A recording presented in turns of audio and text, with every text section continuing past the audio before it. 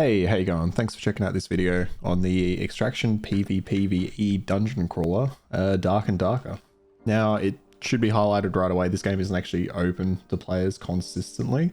They run occasional playtests. I've jumped into a couple so far, and their expected release for this is the final quarter of 2023. So it's a good at least year away from release, if not longer, depending on how things go.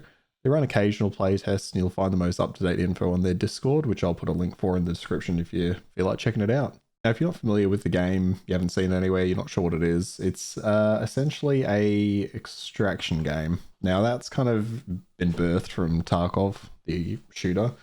Essentially, you go into a round, you go in risking what you're taking in, some kind of loot, and then you try to get out with more, whether you get that from the environment, again the PvE aspect, or whether you try to take other players' loot they brought in the PvP aspect, and you got to deal with it all and survive until you find an extraction point.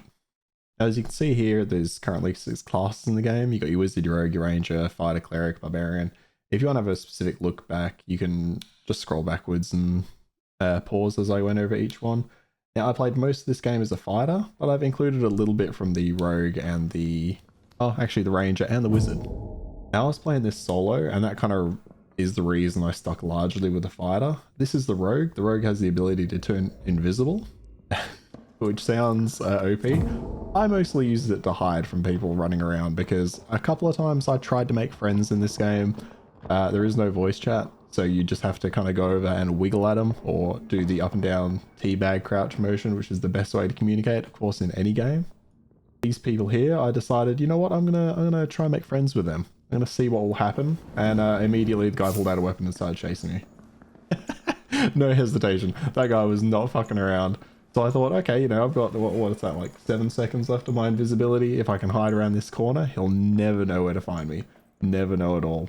I think, though, I must have been unsure of how the invisibility worked. I was invisible, but I'm guessing he may have heard me or seen me shimmer, and he just fucking cuts me down. Cuts me down immediately. Now, the range gameplay I enjoyed. And it's definitely probably a decent way to play, but I found it a little repetitive. It was just a lot of shooting arrows just over and over. And while probably effective, I took out a couple of players with it. I don't know. It just felt very samey to me. Very samey. Could be for you though. Could be for you if you do end up trying this out in the future.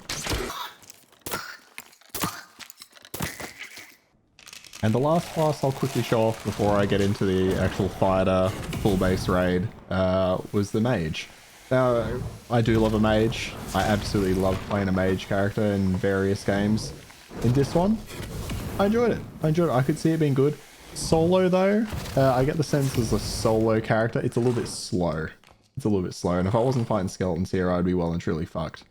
It's just the fact of casting takes quite a while, and you don't want the damage to be too high on a mage, otherwise they're just going to be absolutely ridiculous. But it took me a goddamn while to kill skeletons, and half of the spells are either non-damaging spells, so they slow enemies or they haste allies, or they're spells where you have to stand still while you cast, which if somebody's swinging a sword at you and you're just tickling them with some purple balls, the last thing you want to do is be standing still.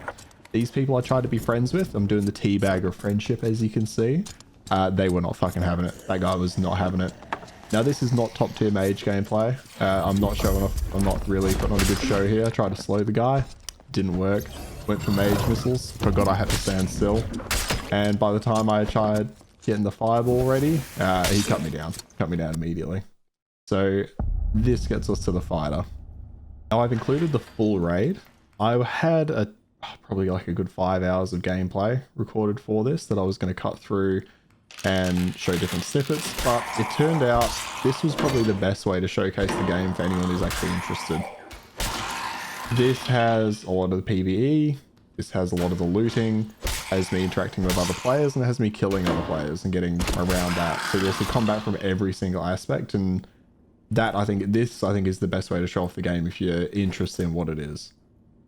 Now, a reminder again, this is an alpha gameplay. The devs are just trying to test this at the moment, so everything's subject to change.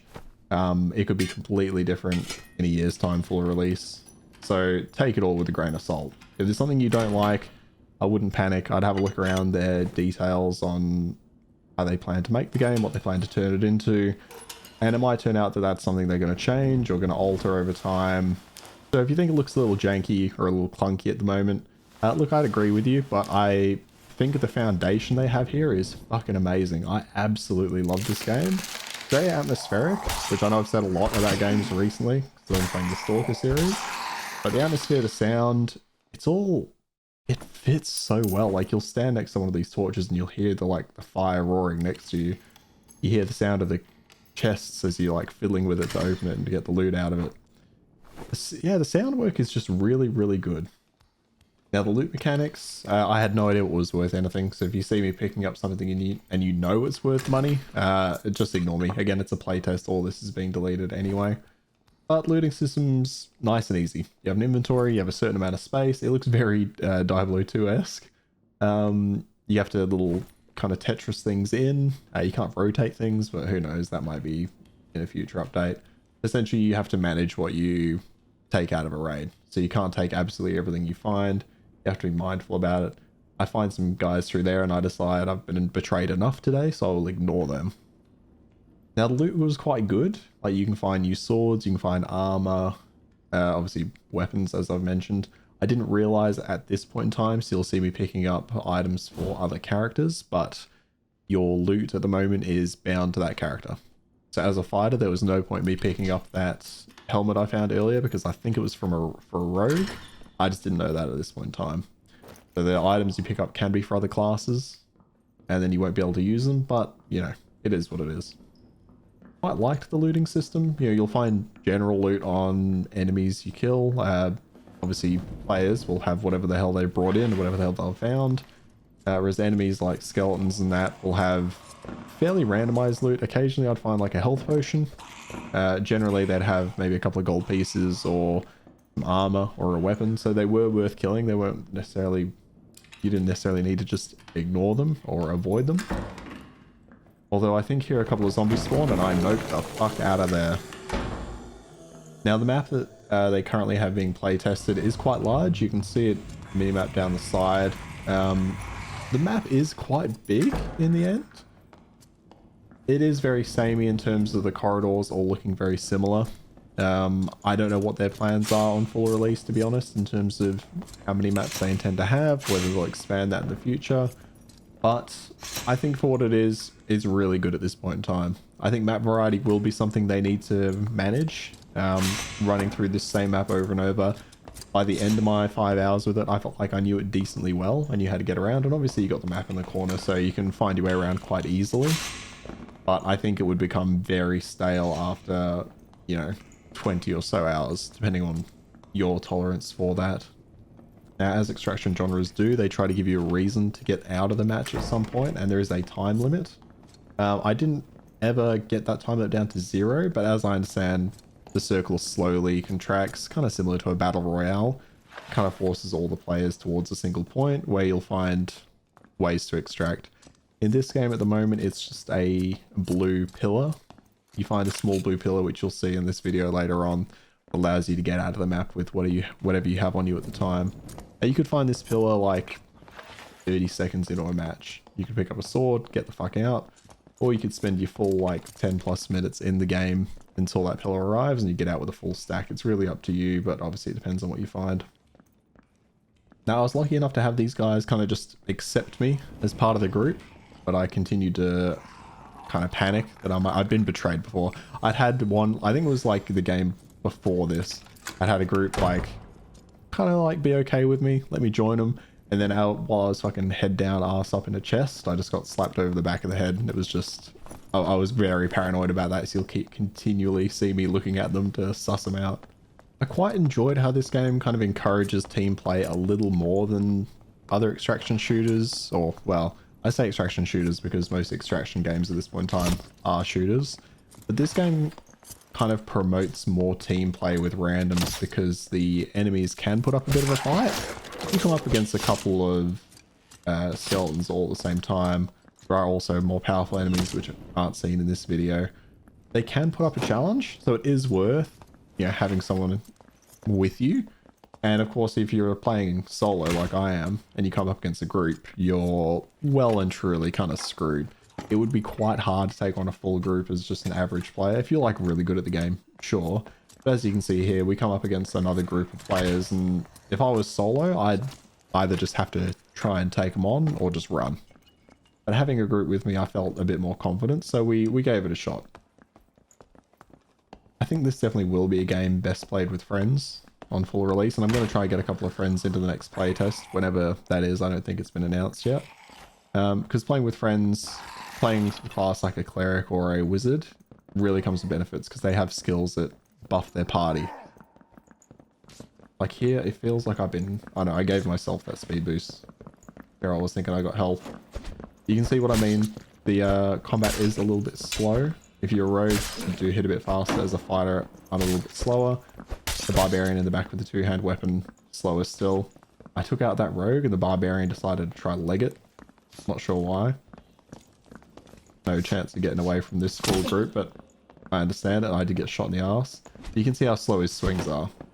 So it's a nice methodical combat.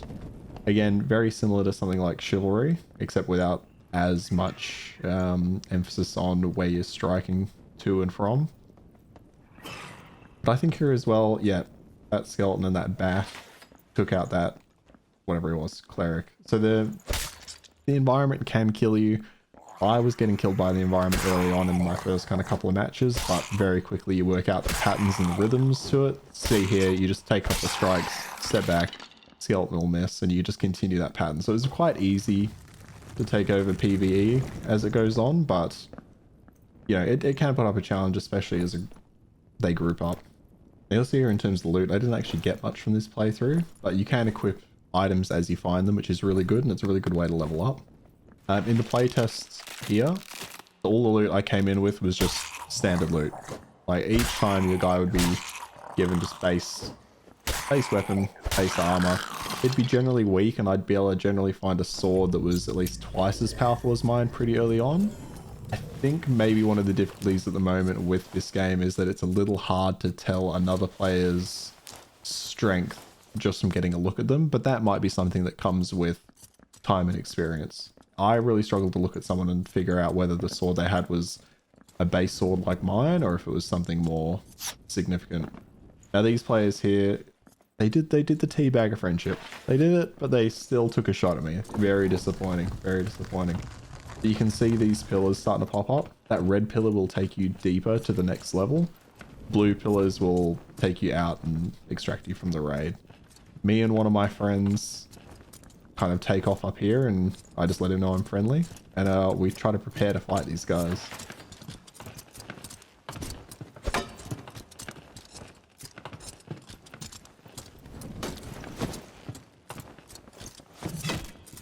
This was my first attempt at using throwing knives, which I found. I have no idea how much damage they do, but I think I missed every shot.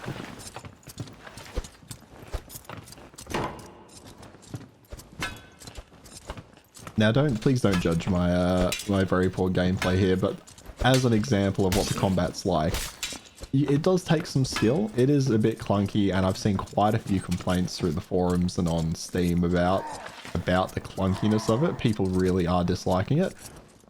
I'd say give it a shot. If you can get into a future playtest, if you're looking at this and thinking it looks like trash, I would say give it a shot if the gameplay interests you, even if the combat is kind of off-putting. At the very start, the first few rounds, I was thinking the same, but once I got going, it clicked for me. It did click. And you can see here I get to loot this guy, just take his shit. That blue thing where the guy's chest armor should be is like his quote-unquote soul or something like that. So if a teammate dies, you can take their soul to one of the sacrificial altars to revive them. Again, I played solo, so that wasn't really something I experienced. What happened to the people attacking me? I don't really know. They kind of just fucked off for whatever reason. But that allowed me enough time to get over to one of those blue pillars. Now these usually spawn one at a time. I don't know why there's 3 here. These let you extract from the raid.